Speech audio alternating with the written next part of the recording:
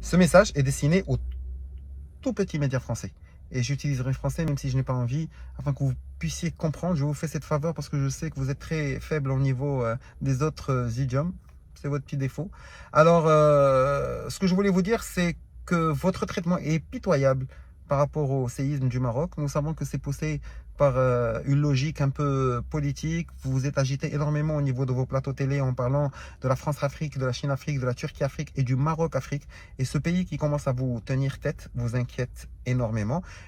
Vous avez posé une question au niveau d'une couverture. Que fera le Maroc sans la France? Nous, on vous répond en vous disant que fera la France sans l'Afrique? Et si vous estimez qu'on est mauvais, eh ben vous êtes pire. Ce n'est pas notre pays qui est en train de piller ce continent extraordinaire. Et vous avez vu ce qui s'est passé. Votre capital sympathie qui est en train de chuter, une chute libre au Burkina Faso, au Mali, au Niger. On a vu aussi votre petit coup de théâtre au Gabon. Ce sont des choses qui se gèrent.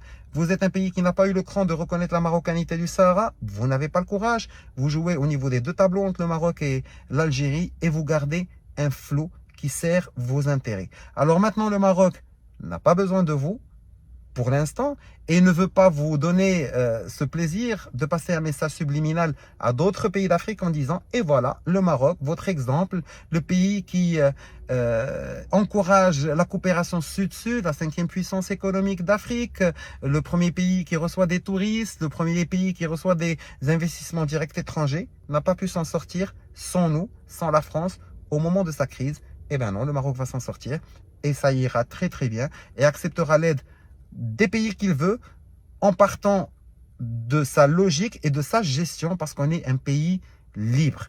Et vous, en tant qu'ancien colonisateur, je crois que dans très peu de temps, vous devez chercher d'autres solutions afin de maintenir les avantages que vous offrez à votre population.